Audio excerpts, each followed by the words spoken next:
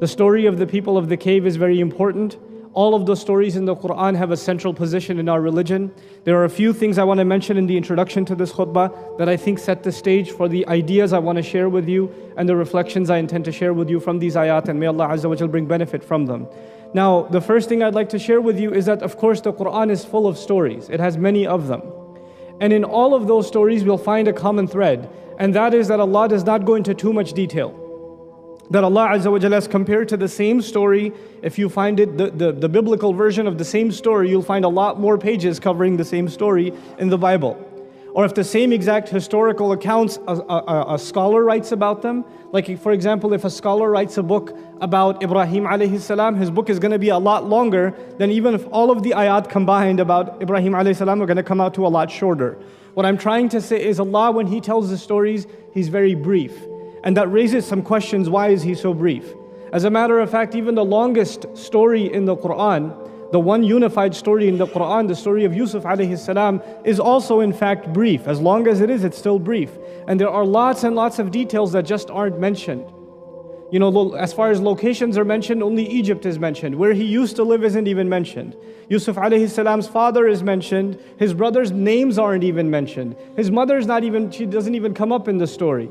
There's a minister. Ministers are pretty important people, you would think. We don't even know his name, not from the Quran. The Quran doesn't emphasize his name. So Allah Azza wa Jal chooses not to give us all the details. And the reason for that is whatever He chose to make part of the Quran, whatever He chose to include is of the most important value. Something that is not important enough to make it into the Quran does not make it into the Quran. So Allah Azza wa Jal Himself teaches us by telling stories in a certain way what is important and what is not important. That is Allah's way of prioritizing. So if you get obsessed and I get obsessed about what the name of the minister was or the king was at the time of Yusuf alayhi salam, well, that is a detail Allah Azza wa Jal Himself did not make important. There are other things that are far more important. If you and I start getting obsessed about what were the names of his brothers, what's the oldest guy's name, then what's number 2, what's number 3, what's number 4, all the way down to 12, what's the sequence? Well, Allah didn't make that a big deal, so we don't have to make that a big deal. Allah Himself prioritizes for us so we don't get sidetracked. Now, the story I want to share with you some things about is the story of the people of the cave. And even though the khutbah is actually not about them, it springboards from that event and that narrative that Allah describes in the beginning of Surah Al-Kahf. These young people, if you don't know the whole thing, I'll just summarize it very briefly for you. These young people decided that they're going to not only accept, but live up to their Islam in a society that hated Islam. And actually they could have stayed quiet and not told anyone that they're Muslims. And they could have lived dormant lives, undercover Muslims kind of thing.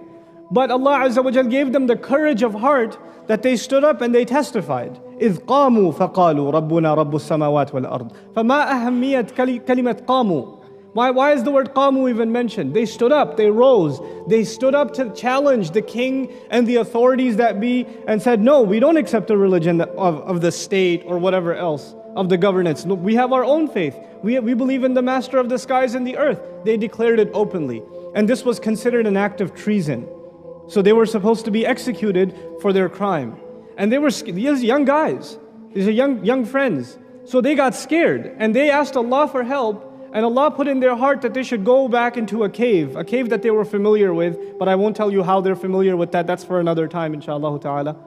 So they go into this cave into hiding, and Allah, covers their ears, they go to sleep, and they don't even realize that 309 some years have passed by and they wake up. And then the story continues that they come out, they send one of theirs to go get some food. Obviously he goes out to get food and he's wearing clothes from 300 years ago. Fashion might have changed just a little bit, and your currency might not exactly be the same. If somebody spoke English from 300 years ago, you'd be like, is it Halloween already? What's going on? It wouldn't fit in. So the guy goes to do some shopping and he's pulling out like 300-year-old currency. So obviously he gets attention. He's trying to not get attention. وَلْيَتَلَطَّفْ وَلَا يُشْعِرَنَّ بِكُمْ أَحَدًا. Whoever goes among you should really watch his step. And don't let anybody realize that what's going on with you. But the guy, how's he going to hide if he's wearing 309-year-old clothes and he's got ancient currency in his hands? Obviously he's going to be the center of attention. So now people find out about what's going on and they get discovered. That's the gist of it. But then Allah decided, and I told you, the stories in the Quran are brief. But Allah decided to dedicate a very long set of words to this discussion. And this discussion is سَيَقُولُونَ ثَلَاثَةٌ رَابِعُهُمْ كَلْبُهُمْ. They say there were three. They say, or they will say rather, that there were three. And the fourth one was their dog. Their fourth was their dog. Because they had a dog that was at the mouth of the cave, that people would just see its paws and they'd run away. Okay, that Allah mentions his dog previously too. وَيَقُولُونَ خَمْسَةٌ سَادِسُهُمْ كَلْبُهُم. And then they're also going to say that there were five actually. There were five guys. And the sixth one was their dog. رَجْمًا بِالْغَيْبِ. And I'll tell you about رَجْمًا بِالْغَيْبِ in a bit. Throwing stones in the dark. Literally what that means is throwing stones in the dark. وَيَقُولُونَ سَبْعَةٌ وَثَامِنُهُمْ كَلْبُهُم. And they'll also say there were seven and the eighth one was their dog. Now, Allah says they say this and they say this and they say this. So you would think this is important. But actually a lot of times, a lot of Muslims, unfortunately, when they read this or study this story, they don't realize what's happening here, what Allah Azza wa Jal is saying. One thing we have to note in the Quran is whenever Allah Azza wa Jal says, يَقُولُونَ, they say. They say. Study the entire Quran, look for what they say. And you'll find they say really dumb things. They say idiotic things. They say things that Allah criticizes. They say things like يَقُولُونَ مَتَى هُوَ. They say, when is the day of judgment coming? You know, they ask, or they make all kinds of يَقُولُونَ شَاعِرٌ. They say he's a poet. That's what they say. In other words, when people just talk, Allah quotes their stupidity sometimes in the Quran and then answers it with wisdom. He answers it with wisdom. So even the usloob, just starting with sayaquluna, should give an ishara, should give a hint to the reader. Allah is not happy with these people. He's not exactly happy with these people. Now this story has many amazing lessons. But before I go into them and help myself and you appreciate the wisdom of these ayat, I want to give you another story on the side. This one I made up myself.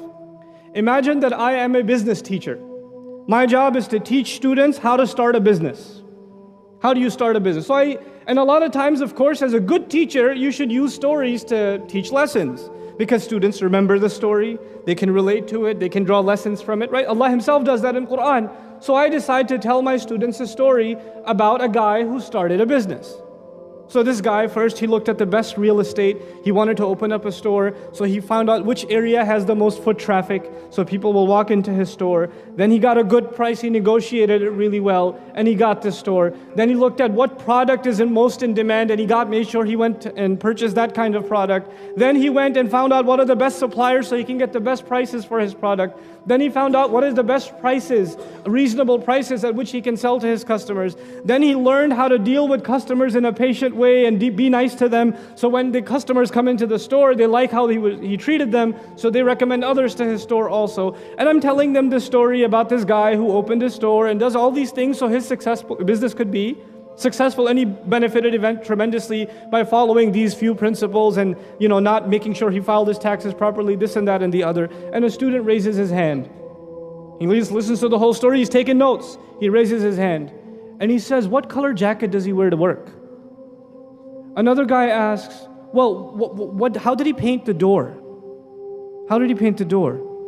And what kind of cash register did he get? Did he get the digital one or the manual one? What did he get?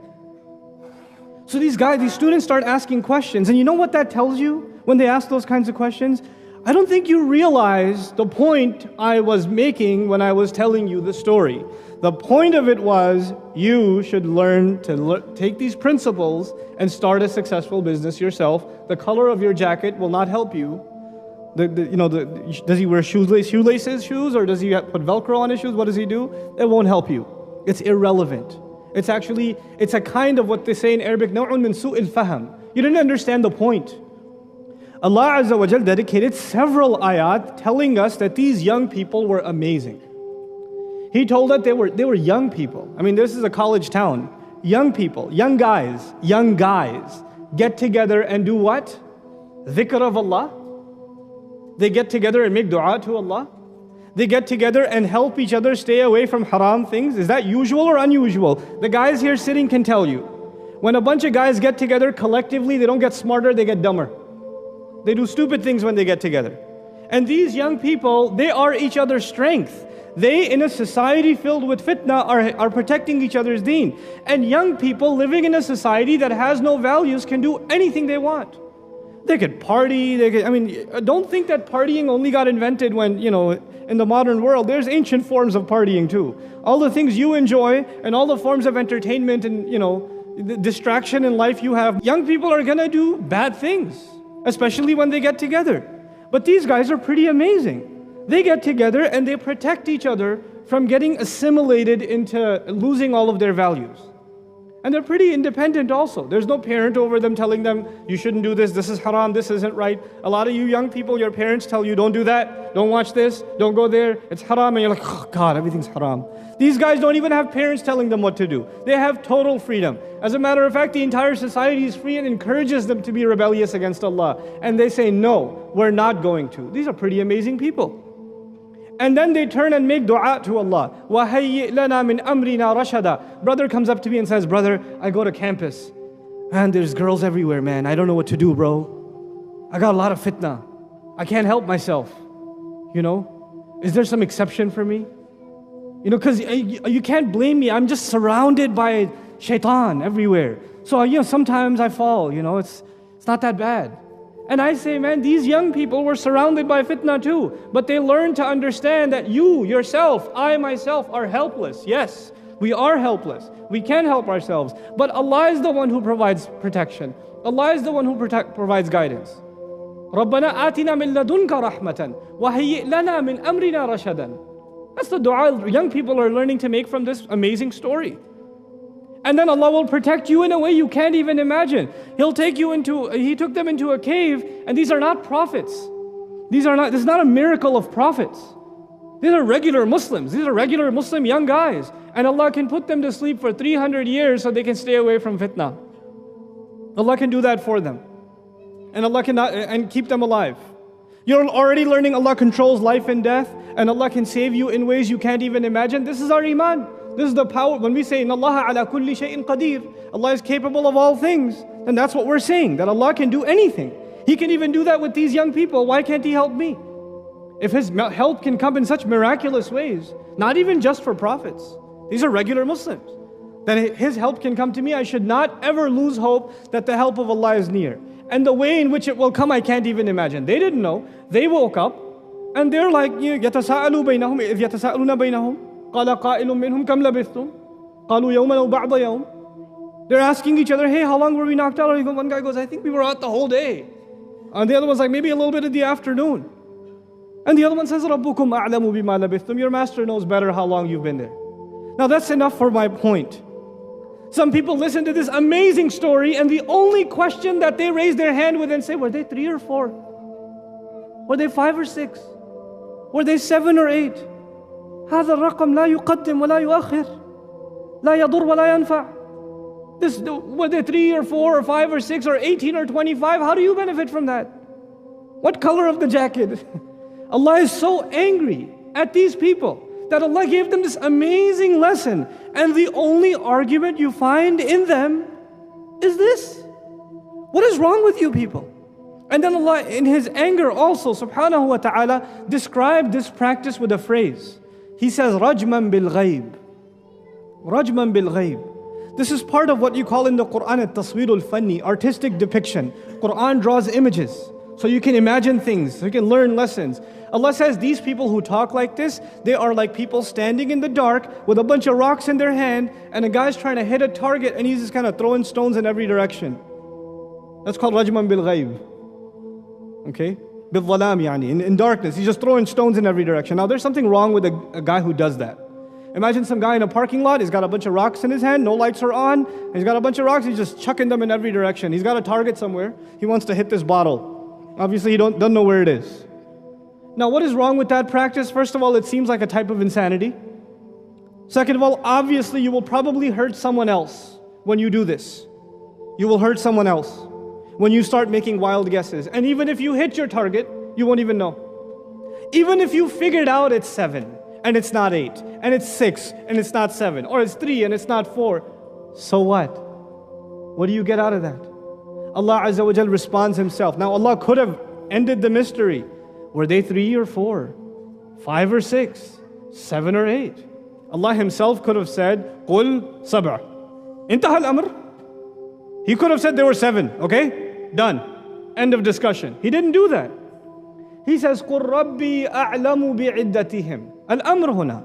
قُلْ. Tell them. Let them know. The way to continue this discussion, number one, my master knows better how much they were, how many they were. He chooses not to tell us. He chooses not to tell us. He chooses to tell us the thing you should know is Allah knows their number. That is not your business. You don't have enough lessons to learn that you got caught up in this? People do this with all the stories of the prophets. If you're one of those people, make tawbah. That you hear the stories of the prophets and you're like, hey, so Yusuf alayhi salam, after all those years he came out of prison. Did he marry that woman or what? I don't care. Quran didn't go into that question. So why do you even want to ask the question and why do you seek the answer? What will you get out of that? What will you benefit from it? There are some who ask, what kind of dog was it? What was the dog's name?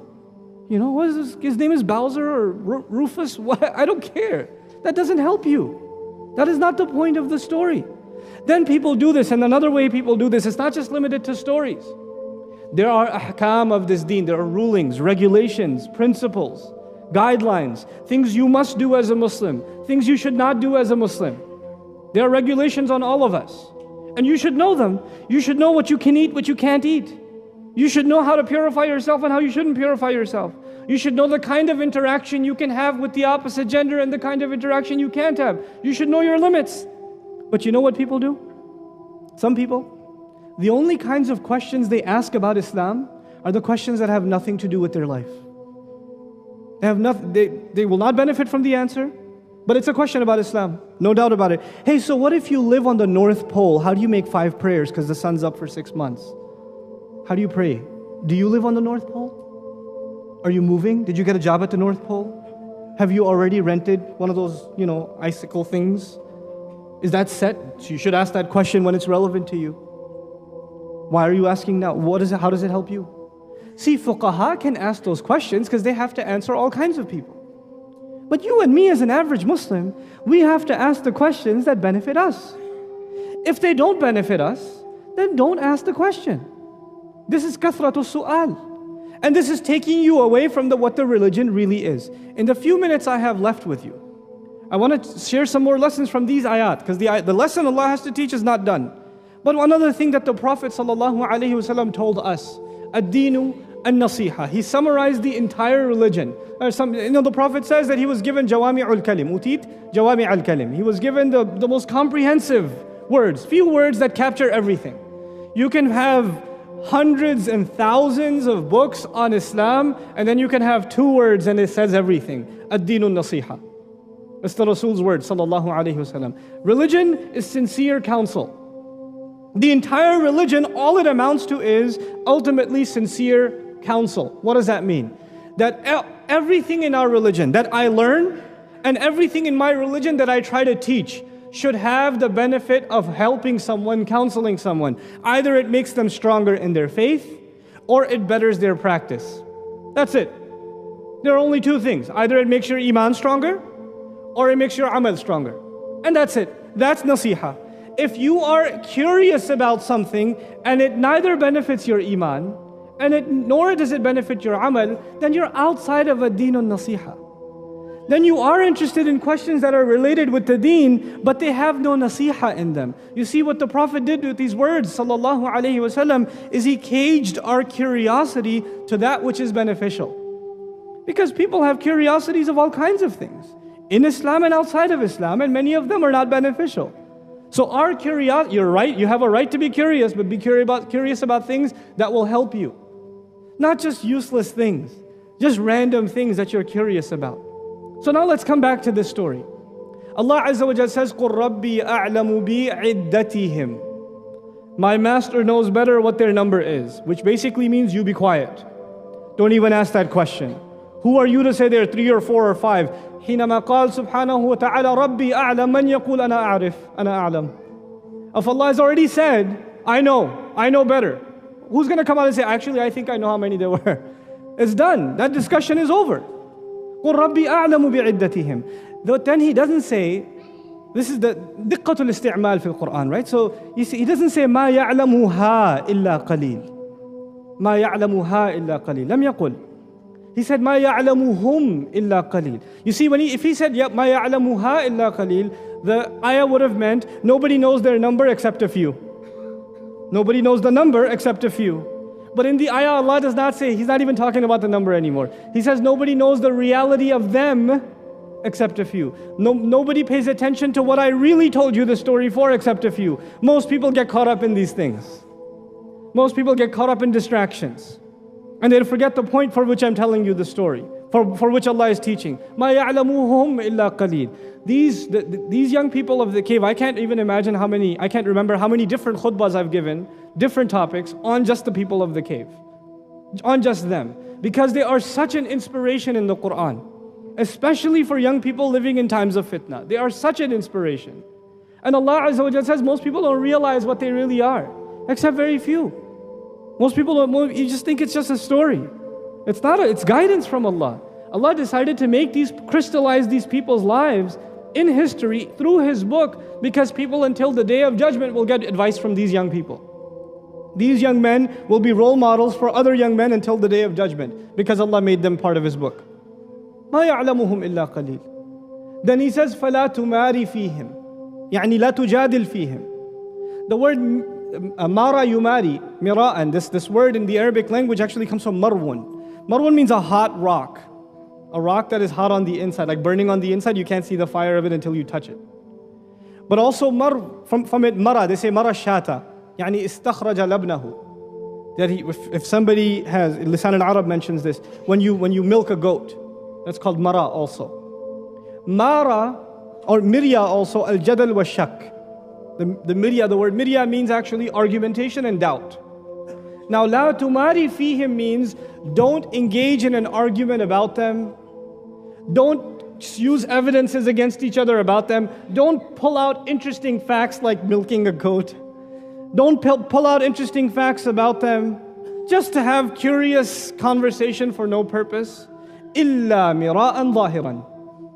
Except you should have an engaging conversation about them and pull evidences from what Allah told you about them in what is obvious. Mira'an zahiran. يعني من ما هو الظاهر من كتاب الله. Whatever you needed to know about the people of the cave, whatever advice you could have gotten from these people, Allah put it in the Quran. That is zahir. That He made obvious. Whatever could not have helped you, He made ghaib. He didn't tell you. That is the way Allah teaches. Illa mira'an zahiran. Now we are not the people who knew about the people of the cave first. This is the last part of my khutbah I want to share with you, probably the most important part. It is narrated that some Jews came to the Prophet ﷺ, and some other narrations, Christians even, came to the Prophet ﷺ and said, who are the people of the cave? Man ashabul kahf. Who are these people of the cave? If you're really a prophet, you would know. So Allah revealed to him, أَمْ حَسِبْتَ أَنَّ أَصْحَابَ الْكَهْفِ وَالرَّقِيمِ كَانُوا مِنْ آيَاتِنَا عَجَبًا. The ayat began about the people of the cave. In other words, we're not the only ones who have been educated about their story. The people of the book also knew about them. Yes? And obviously I told you Allah speaks to us briefly. But if you look at the books of the Christians and the Jews, there are extensive amounts of detail. Extensive amounts of detail. So probably the same story is going to be 5 times as long. So they would have a lot more information than we do. What did Allah tell us? فَلَا تُمَارِ فِيهِمْ إِلَّا مِرَاءً ظَاهِرًا وَلَا تَسْتَفْتِ فِيهِمْ مِنْهُمْ أَحَدًا. Don't go seeking more information or verdicts about these young people from any of them. What is Allah telling us? They may know that there were some people in a cave, but they have no guidance from that story. The guidance is in Quran. You will get nothing from the people of the book from this story that you don't already have in Allah's book. There is no reason to go to them and even ask the question. وَلَا تَسْتَفْتِ فِيهِمْ مِنْهُمْ أَحَدًا. This is a very important teaching of our book.